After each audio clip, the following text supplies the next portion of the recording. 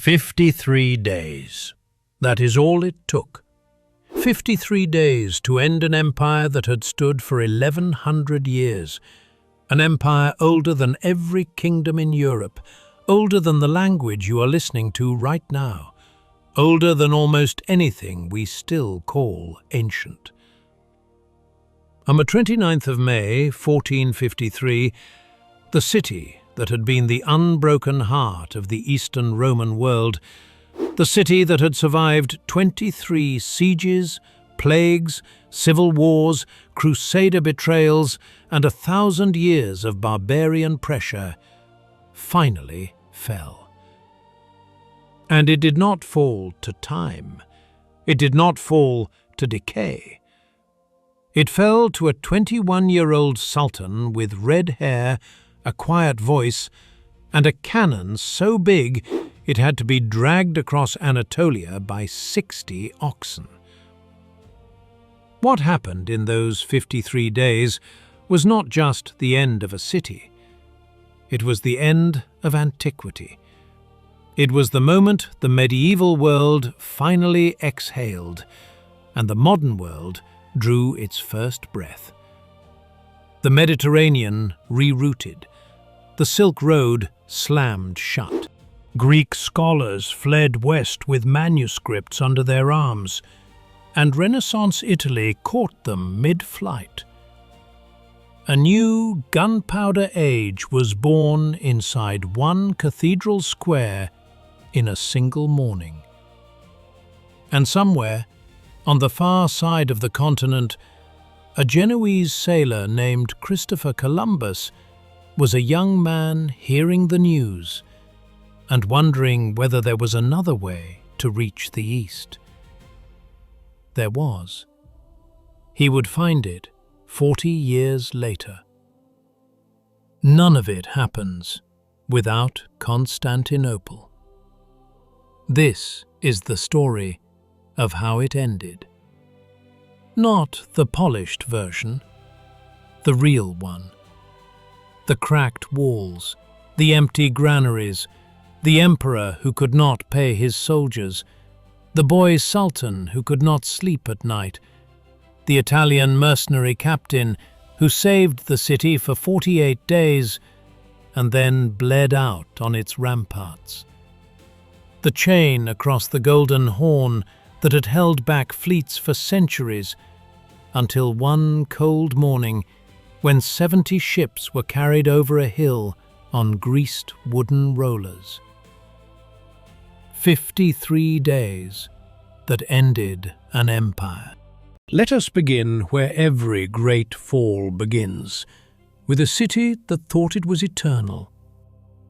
To understand what was lost on the 29th of May, 1453, you have to understand what Constantinople was and what it had been. When the Roman Emperor Constantine founded it in the year 330, he was not building a new city. He was moving Rome. He picked a fishing town called Byzantium on the Bosphorus, a narrow strait where Europe almost touches Asia, where the Black Sea pours down into the Mediterranean, where every ship trading between two continents had to pass within bowshot of his walls. He surrounded it with 7 hills to mirror the 7 hills of Rome. He called it New Rome. The world called it Constantinople, the city of Constantine.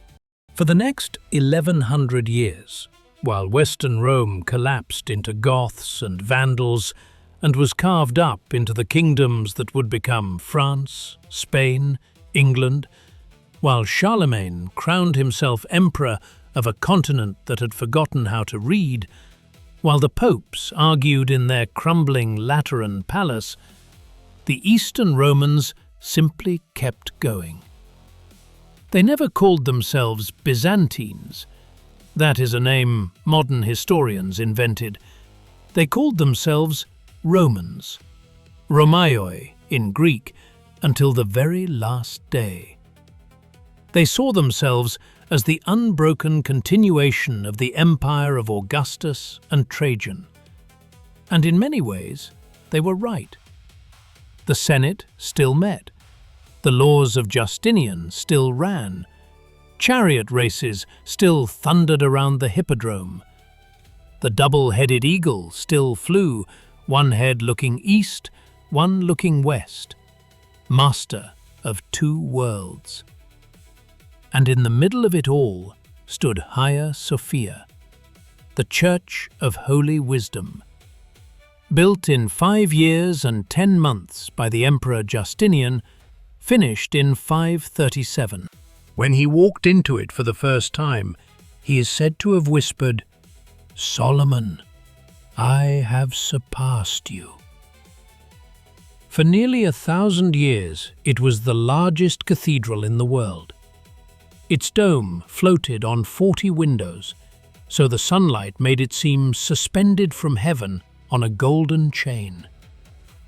Russian envoys, sent by their pagan prince to find a religion for their people, walked into it during a service and wrote home, "We did not know whether we were on earth or in heaven." They came back Orthodox Christians. That is the kind of building it was. That is the kind of city it was. But by 1453, Constantinople was a ghost wearing the clothes of a giant. The walls were still there. The walls were always there. The Theodosian land walls, built 1,000 years earlier under the Emperor Theodosius II, 4 miles long, 3 rings deep, fronted by a moat 60 feet wide, towers every 55 yards. They had stopped Attila the Hun. They had stopped the Avars. They had stopped the Arabs twice. They had stopped the Bulgars, the Rus, the Pechenegs. No army in 1,000 years had ever broken them. But behind those walls, the city had been hollowing out for 200 years. It had started in 1204, not with the Turks, with Christians. The Fourth Crusade, supposedly bound for Jerusalem, was diverted by Venetian merchants and a power-hungry pretender to the Byzantine throne. Instead of fighting Muslims, the Crusaders sacked Constantinople. For 3 days they looted the greatest Christian city in the world. They smashed the altar of Hagia Sophia and put a prostitute on the patriarchal throne. They melted down bronze statues that had stood for 1,000 years. The horses of San Marco that you can still see in Venice today, those were stolen from the hippodrome in 1204. The empire never recovered. It was reconquered by the Greeks 57 years later, but the body was broken. The provinces fell away one by one. By 1453, the Eastern Roman Empire had been reduced to the city itself, a few suburbs, and a small piece of the Peloponnese. That was it, an empire of a single city. And the city itself was half empty. Once 1 million people had lived inside those walls. By 1453, the population had shrunk to perhaps 50,000. Whole districts inside the walls were now farmland, vineyards, orchards, pigs. You could walk for an hour through Constantinople and see no one. Sheep grazed where the great markets had been. The imperial palace was crumbling. The emperor pawned the crown jewels to pay his guards, and when even that ran out, he pawned them to Venetian bankers and could not pay them back. By the 1430s, the Eastern Roman Emperor was, in any practical sense, the mayor of a beautiful, decaying museum. Surrounding this museum, swallowing it slowly, was the Ottoman Empire. The Ottomans had begun a century and a half earlier as a small Turkish tribe in northwestern Anatolia, led by a chieftain named Osman, from whom they take their name. From that tiny beginning, in just 6 generations, they had become the most fearsome power in the eastern Mediterranean. They had crossed into Europe in 1354, They had crushed the Serbs at Kosovo in 1389. They had crushed a great crusader army at Nicopolis in 1396. By 1453, they ruled almost everything the Eastern Romans had once ruled, except Constantinople itself. The city was now an island, a Christian island in an Ottoman sea, surrounded for 100 miles in every direction by the empire that wanted to swallow it. And in February 1451, the man who would do the swallowing took the throne.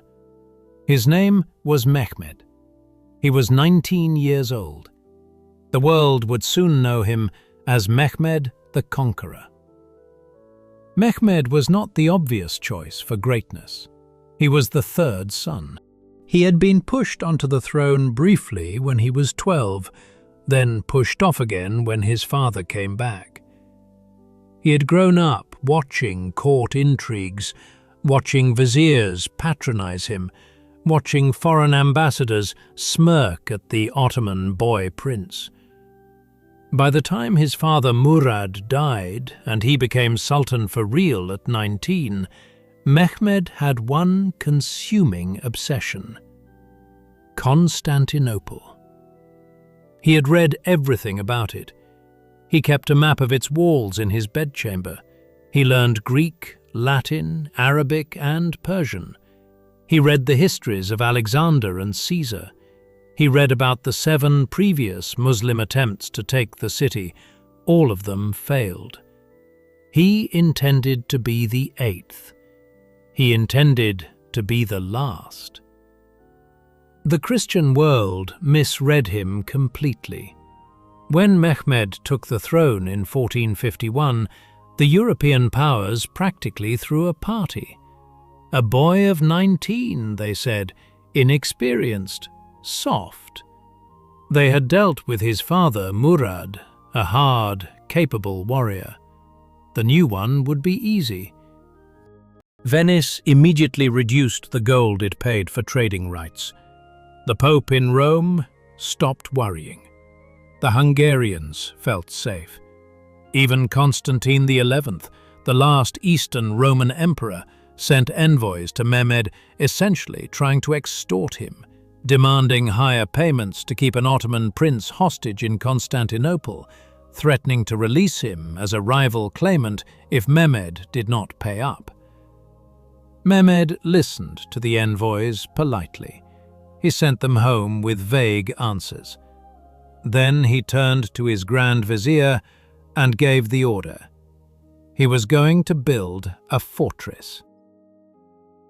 The Bosphorus, the strait that separates Europe from Asia, is only about half a mile wide at its narrowest point, north of Constantinople.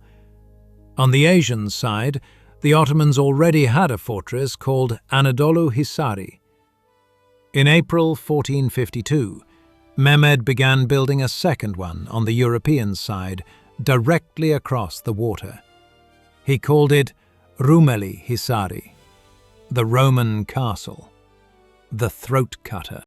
With one fortress on each shore and cannons covering the water in between, Mehmed could now close the Bosphorus to any ship he chose. No grain from the Black Sea ports could reach Constantinople, no reinforcements from the Italian colonies in Crimea, no fleet from Trabzon. The city's northern lifeline was suddenly a noose. He built it in 4 months. 4 months. Even today, engineers look at it and shake their heads. 3 massive towers, walls 30 feet thick, all built by an army of 40,000 men working in shifts day and night through the summer of 1452. The Greeks watched it go up from across the water and understood exactly what it meant. The emperor sent envoys begging Mehmed to stop. Mehmed had the envoys executed. The message was unmistakable. There would be no more diplomacy. In November 1452, the throat cutter sank its first ship. A Venetian merchant vessel named the Rizzo tried to slip past without paying tribute. A cannonball hit it amidships. It went down with all hands. The captain, Antonio Rizzo, was captured, dragged before Mehmed, and impaled on a stake outside the fortress walls. His 30 crewmen were beheaded. The bodies were left rotting along the shore as a warning. Word reached Venice. Word reached Genoa. Word reached the Pope. And nobody did anything. They were too busy fighting each other in Italy, too busy splitting hairs over the schism between the Roman and Orthodox churches, too busy still assuming, that the walls of Theodosius would hold one more time. Inside the city, the emperor began to count what he had. Constantine XI, Paleologos, was about 48 years old that winter. He had been emperor for less than 4 years. He was a tall, austere, deeply serious man, the 8th and last of his name. He never married after the death of his second wife. He had no children. The whole empire, for what little that meant by 1453, ended in his single body. Constantine ordered a census of every man inside the city capable of holding a weapon. The figure that came back staggered him. He ordered it kept secret. Out of 50,000 inhabitants, the city could put fewer than 5,000 Greek soldiers on the walls. 5,000 men to defend 4 miles of land walls and another 9 miles of sea walls. 13 miles of perimeter. 5,000 men. Help came, but barely. From Italy, the Venetian colony, already living in Constantinople, voted to stay and fight. About 1,000 Venetians took up arms. Then, in late January 1453, 2 ships slid into the Golden Horn, carrying a man who would become the soul of the defense. His name was Giovanni Giustiniani Longo. He was a Genoese nobleman, a professional soldier, an expert in defending walls. He brought with him 700 hand-picked fighters, fully armored, fully paid for out of his own pocket. The emperor wept when he met him. Constantine made Giustiniani commander of all land defences on the spot and promised him the entire island of Lemnos if the city survived. Giustiniani took up his post on the most vulnerable section of the walls, the central stretch by the St. Romanus Gate, and got to work. He was 35 years old. He had 4 months to live. Add in some Catalans, a contingent of Cretan sailors, a few hundred Genoese from Galata across the Horn, and one extraordinary unit, a company of Ottoman renegades led by a Turkish prince named Orhan, a rival claimant to Mehmed's throne who knew that if the city fell, his head fell first, and the entire defending force came to about 7,000 men. 7,000 men against an Ottoman army of, depending on which contemporary you trust, between 80 and 140,000. Pick the lowest number, it is still 10 to 1. Pick the highest, it is 20 to 1. But the numbers were not even the worst of it. The worst of it was the gun. In the summer of 1452, while the throat-cutter fortress was rising on the Bosphorus, a Hungarian engineer named Orban arrived at Mehmed's court. Orban was a metallurgist, a cannon founder. He had previously offered his services to the emperor in Constantinople. The emperor could not afford to pay him. So Orban packed his bags and walked across the lines to the Ottomans. Mehmed paid him 4 times what he had asked for. He gave him a workshop. He gave him bronze, copper, tin, anything he wanted. Then he asked one question. "Can you build me a cannon big enough to break the walls of Constantinople?" Orban smiled. He said, "I can build you a cannon big enough to break the walls of Babylon." What Orban built in the city of Adrianople through the winter of 1452 to 1453 was the largest gun the world had ever seen. It was 27 feet long. The barrel was 8 inches thick. It fired a stone ball weighing over 1,200 pounds. To move it from Adrianople to Constantinople, a distance of about 140 miles, required 60 oxen, 200 men to steady it, and a road crew of 50 carpenters and 50 pioneers walking ahead to reinforce every bridge and flatten every rise. It travelled 2.5 miles a day. It took 6 weeks to arrive. When it fired its first test shot, the report was heard 10 miles away. Pregnant women in nearby villages went into premature labour from the shock. Mehmed had this thing, and he had not just one. He had, by various counts, between 60 and 70 other cannons supporting it, large guns, medium guns, mortars. He had a siege train of a sophistication that no European army possessed. The age of stone walls was, although nobody yet quite knew it, ending. On the 2nd of April 1453, the first Ottoman scouts appeared on the hills outside the land walls. On the 5th of April, Mehmed himself arrived with the main army. Tents went up across the entire breadth of the Thracian plain in front of the city. From the walls of Constantinople, you could not see grass anymore, only canvas, banners, horses, men. By the 6th of April, the encirclement was complete. The siege had begun. The first thing the Ottomans did was nothing. They built. They dug trenches. They positioned the guns, parking the great Orban cannon almost directly opposite the section of wall that Giustiniani was defending near the St. Romanus gate. The big gun could only be fired 3 times a day. It needed time to cool, or it would shatter.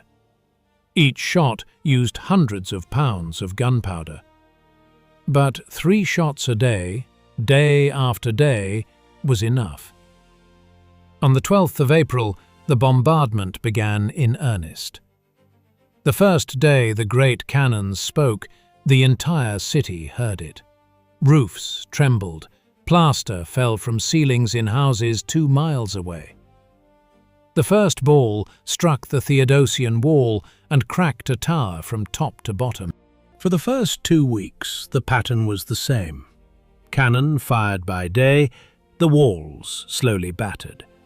By night, the defenders crawled out of the gates with torches and ropes and timber and earth and rebuilt what had been knocked down. Wooden palisades stuffed with brushwood and earth, far more flexible against cannon fire than stone, took shape across the breaches. The defenders nicknamed it the makeshift wall. In some places it was just barrels filled with dirt, but it absorbed the cannonballs better than the masonry. Giustiniani drove the work himself, sleeping in armour, eating standing up, encouraging exhausted citizens by working alongside them with his own hands. Many of the men shoring up the breaches were not soldiers. They were monks, bakers, stonemasons, old men, boys, even women carried baskets of earth. While the bombardment continued, Mehmed tried other approaches. He tried tunnelling. Serbian silver miners from Novo Brdo were brought in to dig under the walls. The defenders had a Scottish-born engineer named Johannes Grant, who had quietly studied countermining in his career. Grant listened with bowls of water on the floor of the inner buildings, watching for the ripples that betrayed digging beneath. He found the first tunnel and sent men down to flood it. He found the second and used Greek fire, that ancient secret weapon of the Eastern Romans that no one had quite forgotten how to mix, to burn the diggers alive in the earth. He found the third, the fourth, the fifth. Every tunnel was discovered and destroyed. The mining campaign collapsed. Mehmed gave the order to stop digging. He tried siege towers, massive wooden castles on wheels, taller than the walls, packed with archers. The defenders waited until the largest one rolled into position one night in early May, then poured Greek fire through arrow slits and burned it to ashes by morning. Mehmed watched it burn. He turned and walked back to his tent without speaking. But none of this was the heaviest blow Mehmed delivered. The heaviest blow came in the water. Across the northern side of Constantinople ran a long, protected harbour called the Golden Horn. It cut into the city like a sleeve. The walls along the Golden Horn were old and weak, far weaker than the great land walls.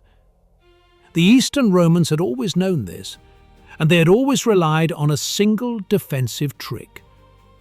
A massive iron chain, links the size of a man's forearm, stretched across the mouth of the horn from the city to the fortress of Galata on the opposite shore. As long as the chain held, no Ottoman ship could enter. The Christian fleet, mostly Italian galleys and a handful of Greek vessels, could rest safely behind it. The sea walls did not need to be heavily manned. Mehmed brought up his fleet. The Christian galleys, fewer in number but technically superior, fought a series of running battles in mid-April and won every single one. On the 20th of April, 4 Christian ships, 3 Genoese and 1 Greek imperial transport carrying grain, fought their way through the entire Ottoman fleet to reach Constantinople. From the walls, citizens watched the battle and prayed and cheered. Sailors hung from the rigging on Christian ships. Mehmed himself rode his horse into the surf, screaming orders that nobody could hear over the noise. The Ottoman admiral was so badly defeated, he was demoted on the spot, beaten with golden rods and stripped of his command. It was a small Christian miracle. It would be the last one, because 2 days later, on the 22nd of April, the citizens of Constantinople woke up to a sight that no one in the city's 1100 years had ever seen. Inside the Golden Horn, behind the chain, were Ottoman ships, 70 of them, floating peacefully, cannon at the ready, crews staring at the city walls. What had happened? During the night, while the city slept, Mehmed had ordered 70 ships dragged out of the Bosphorus, hauled overland for over 1.5 miles across the hills behind Galata on a road of greased wooden rollers and oxen, and lowered down the slopes into the Golden Horn from the inside. It was an engineering feat that would not have shamed the Romans themselves. Some Italian witnesses said it took only a single night. The truth is closer to 2. But the effect was crushing. The chain was now useless. The defenders had to peel hundreds of men from the land walls and rush them to the sea walls along the Horn. The chain was bypassed, the defense was thinned, and the noose tightened. Things inside the city began to come apart in subtler ways. Food was rationed. Money was rationed. The emperor melted down the church plate, every silver chalice, every golden cross that was not actually nailed down, to pay the Italian sailors. He told the patriarch he would pay it back after the siege if God spared the city. Volunteers manned the walls in 12-hour shifts, their faces hollow, their armor heavier each day. There were arguments between Greek and Italian commanders. There were arguments between Genoese and Venetians, who hated each other almost as much as they hated the Turks. There was a near mutiny among the Venetian sailors who wanted to go home. The emperor talked them down personally, walking among the ships at midnight, weeping openly. And outside the walls, the Ottoman bombardment never stopped. Day after day, the Orban guns spoke. Day after day, the towers cracked, the makeshift walls absorbed the impact, the defenders crawled out at night to repair them. Mehmed launched probing attacks again and again, sometimes by day, sometimes in the middle of the night. Sometimes a small feint to exhaust the defenders, sometimes a major assault. The defenders held every single one. Through April, through May, the city held. By the third week of May, the siege was nearly 7 weeks old, and Mehmed was running out of time. Reports were reaching the Ottoman camp that a Venetian fleet was supposedly being assembled in Italy to relieve the city. A Hungarian crusader army was rumored to be marching south through the Balkans. None of these reports turned out to be true. But Mehmed could not be sure. He held a council of war on the 25th of May. His old Grand Vizier, Halil Pasha, who had served his father, who had always opposed this whole campaign as too dangerous, argued for negotiation. Take what you can get, make a treaty, walk away with honor. The young hawks of the council, led by another vizier named Zaganos, argued for one final, total assault. Throw everything at the walls, one last storm. Win it all or lose everything. Mehmed listened. He did not say much. He went to his tent. He prayed. He did not sleep that night, or so the chronicler tells us. The next morning, he announced his decision. There would be one final assault. It would be launched on the night of the 28th of May, going into the morning of the 29th. It would be 3 waves, building in intensity.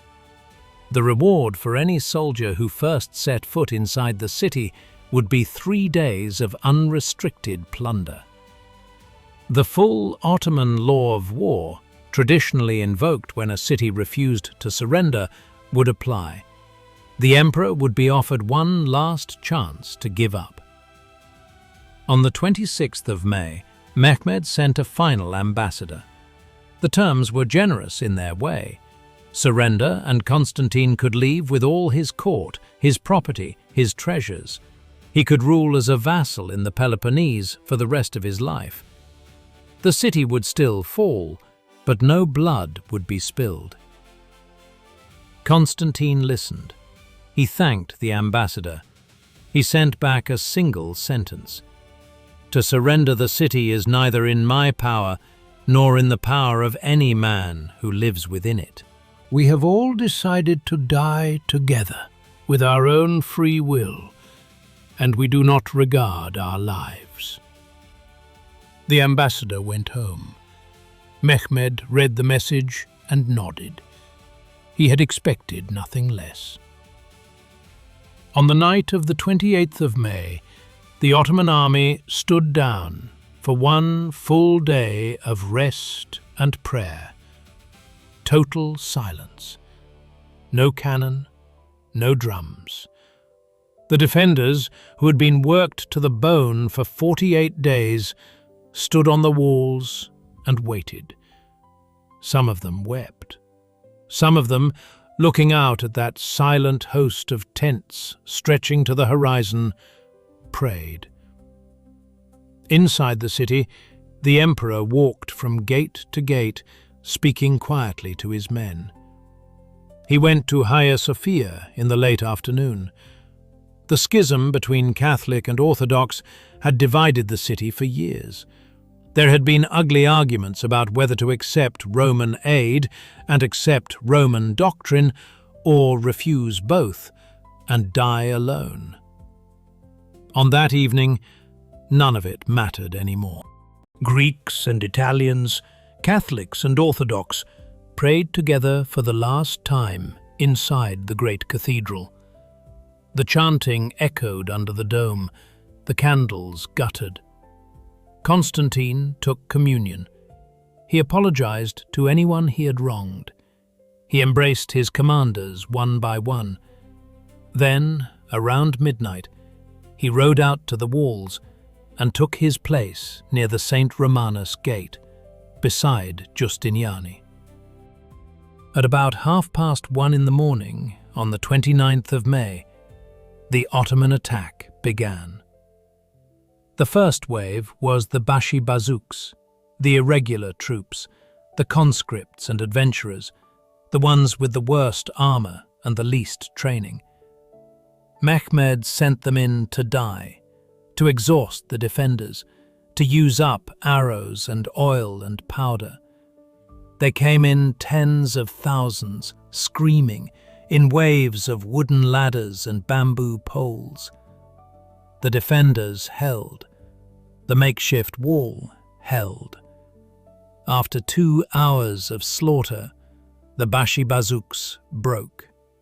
They retreated, leaving thousands of bodies in the moat and on the slope. The second wave was the regular Anatolian troops, better armed, better organized, better led. They came at the central stretch of the walls, the St. Romanus sector, where Giustiniani and the emperor were standing. They almost broke through. A section of the makeshift wall collapsed under cannon fire just as they reached it. 300 Anatolians poured through the gap. Giustiniani and the emperor led a countercharge themselves.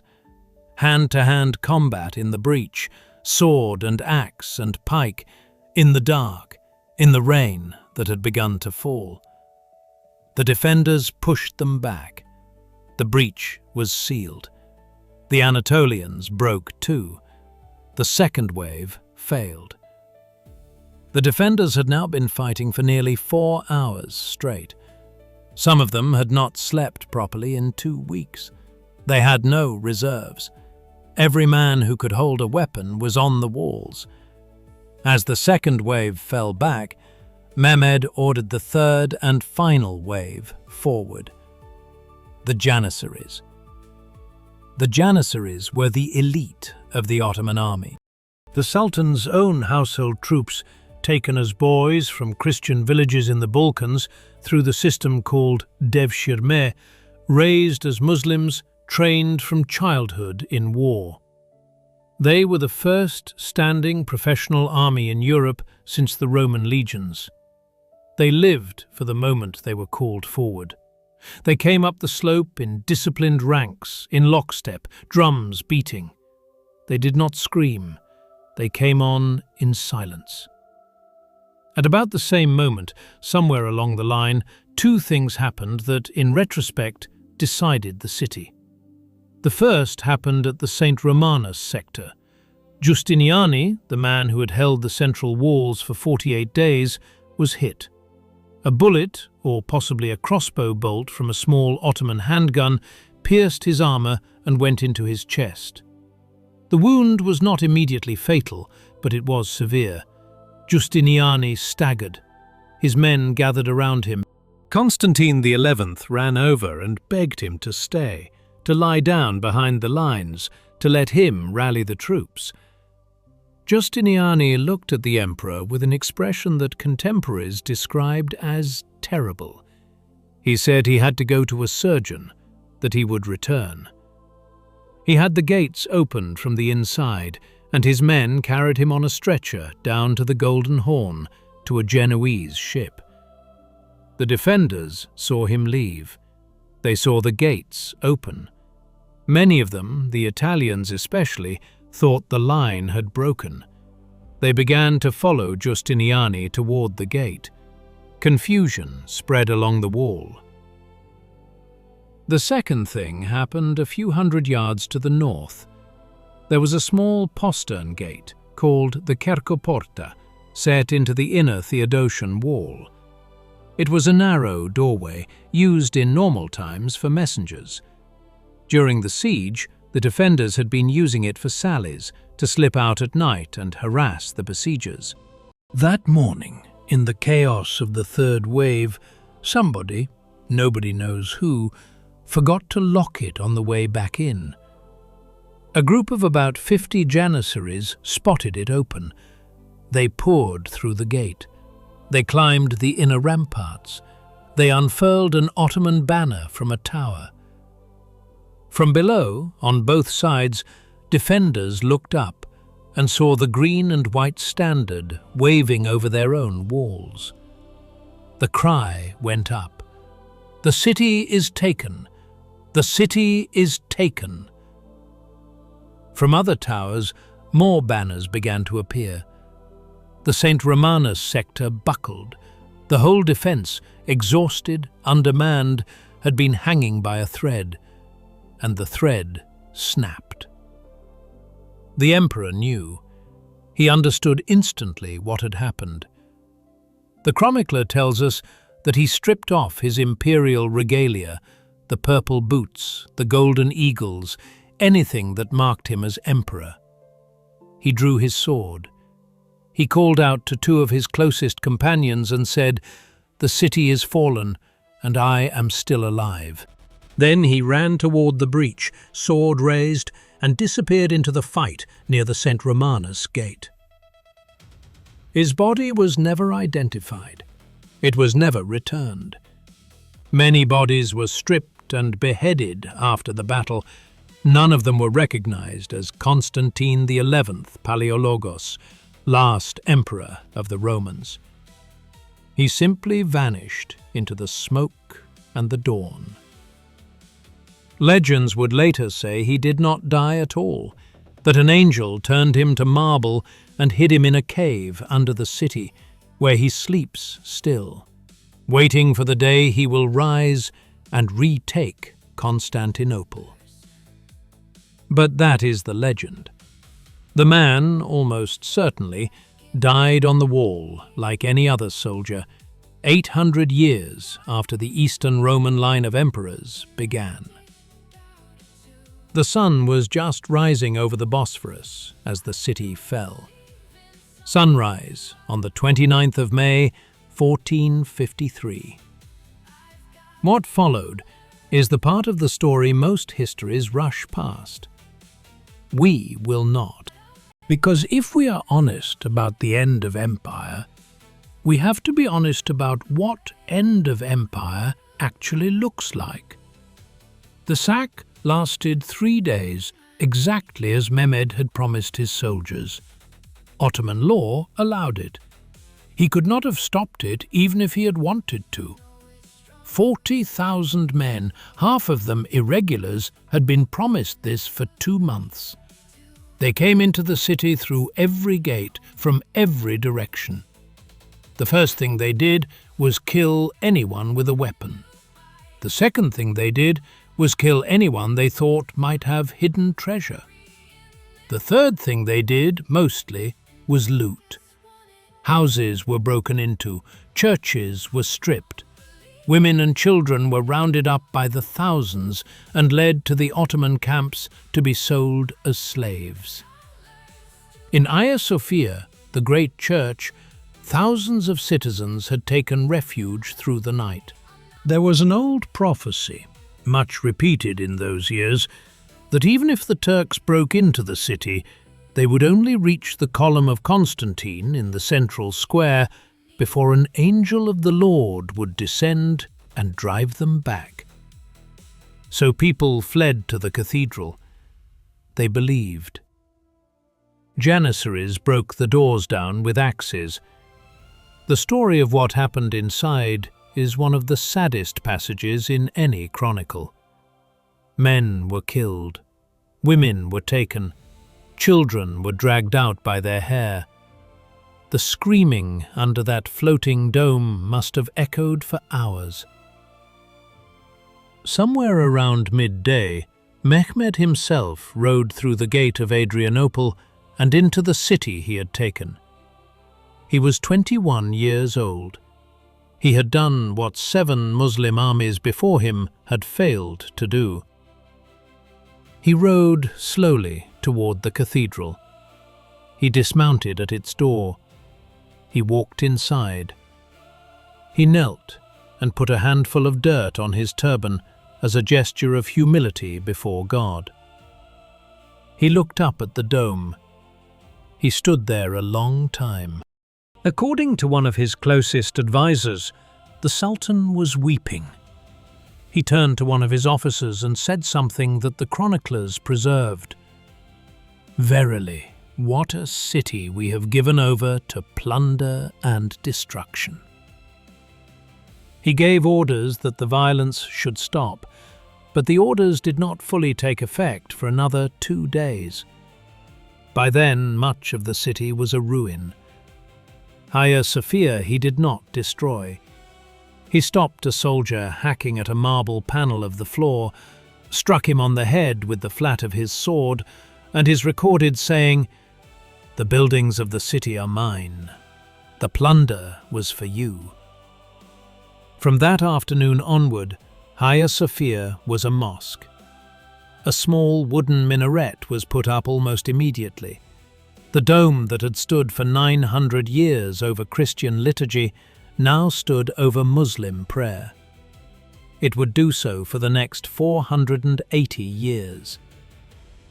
But here is the thing that surprises people, and that maybe should not surprise us. Mehmed did not let his city stay broken. The day after the killing finally stopped, he began rebuilding. He invited Greeks who had fled to come back. He guaranteed religious tolerance for the surviving Orthodox population, and he personally selected a new patriarch, the monk Gennadios, walking him to his throne with his own hands. He brought in artisans, merchants, scholars from across his empire to repopulate the city. Within 20 years, Constantinople, now Istanbul, was again the largest, busiest city in Europe. The walls were repaired, the waterworks were restored, new mosques rose, new markets reopened. The Grand Bazaar was founded under his orders. He was, the rest of his life, called Mehmed the Conqueror, but he might just as fairly have been called Mehmed the Rebuilder. He did not erase what had been there. He absorbed it. He moved into it. He used it. The shockwave that rolled out from those city walls on the 29th of May, 1453, did not stop in Istanbul. Across Europe, the news arrived in Italy by ship. From Italy, across the Alps, through the courtiers and printers and clerks of the still young Renaissance. Pope Nicholas V wept openly when he heard. The cardinal, who would later become Pope Pius II, sat down and wrote, "In Constantinople, Homer and Plato have died a second time." He meant this almost literally. The libraries of the Eastern Roman world had held the works of antiquity unbroken since the time of Justinian. Most of what we read today by Plato, Aristotle, Sophocles, Aeschylus, even Homer himself, comes to us through copies preserved by Greek monks in Constantinople and its dependent monasteries. In the years before the city fell, and in the chaos around its fall, scholars had begun fleeing west, carrying manuscripts in saddlebags. Cardinal Bessarion alone smuggled or shipped over 1,000 Greek manuscripts to Venice.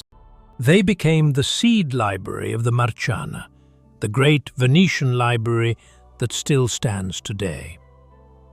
Those refugees taught Greek in the universities of Italy. They lit the fuse of what we call the Italian Renaissance. The fall of Constantinople did not end Greek civilization. It seeded it across Europe.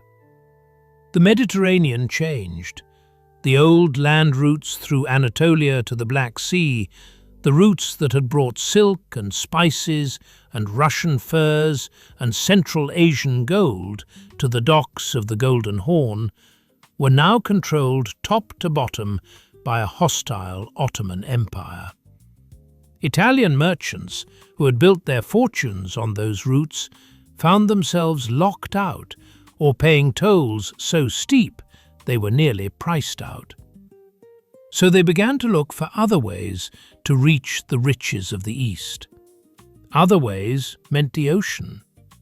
Other ways meant going south around Africa. Other ways meant eventually going west into the Atlantic. The Portuguese sent expeditions down the African coast. By 1488, Bartolomeu Diaz rounded the Cape of Good Hope. By 1498, Vasco da Gama reached India by sea. By 1492, a Genoese sailor named Cristoforo Colombo, born 7 years before the city fell, talked the Spanish crown into funding a westward gamble. The age of exploration, the age of European empires across the world, the age that built the modern globe, did not start at Constantinople, but it accelerated dramatically because of Constantinople. A door slammed shut in the east. Other doors had to be found. The age of stone walls ended too. Mehmed had proven on those Theodosian ramparts that even the strongest fortifications in the world could be reduced by gunpowder if you had enough cannon. Within 50 years, every serious king in Europe was rebuilding his castles into low, angled, star-shaped fortresses designed to deflect cannonballs instead of catching them. The medieval high stone wall was effectively obsolete. War became a matter of artillery. Artillery became a matter of state finance. State finance became a matter of large central bureaucracies. The modern nation-state was being shaped, partly, by the lessons of one 27-foot Hungarian cannon dragged across Anatolia by 60 oxen. And in the centuries that followed, 2 great empires were born from the rubble. The Ottoman Empire, which would last until 1922, and at its height stretched from Hungary to Yemen, from Algiers to Baghdad, took Constantinople as its true capital. Istanbul became the seat of caliphs. The Hagia Sophia became the model for an entire family of beautiful Ottoman mosques, from the Süleymaniye to the Blue Mosque, all of them, in their domes and their proportions, gentle children of Justinian's church. The other empire was a more spiritual one. The Russian princes, watching from the north, declared that since the Second Rome, Constantinople, had fallen, Moscow was now the third. The double-headed eagle, the imperial style, the Orthodox Patriarch, the title of Tsar, which is just the Slavic version of Caesar, all of it, the Russians said, had passed to them. They believed it. They built an empire on it. There would be no Fourth Rome, said one 15th century monk in Pskov. And inside the new Istanbul, life went on.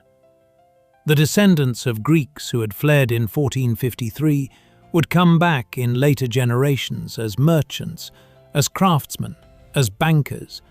Greeks, Armenians, Jews, Arabs, Italians, Slavs, Turks lived together in the great cosmopolitan city Mehmed had rebuilt.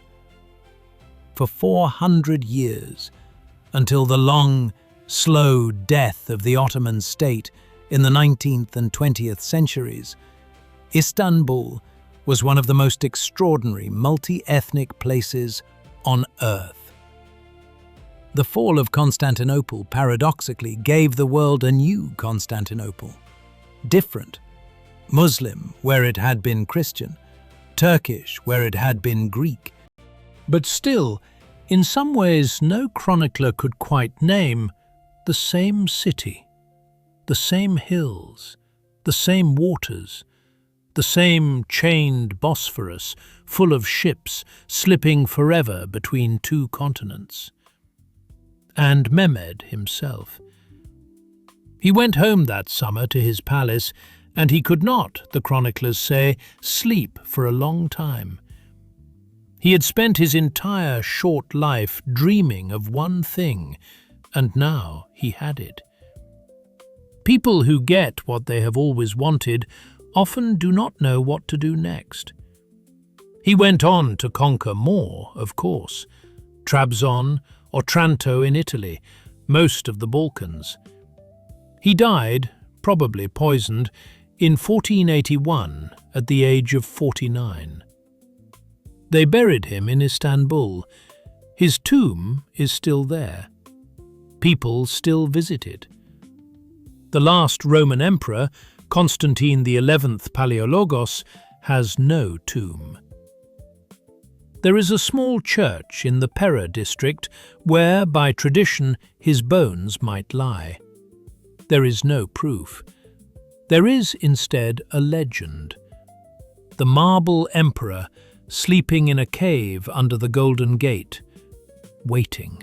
When the day comes that the city is restored to its old empire, the angel will return. Constantine will wake.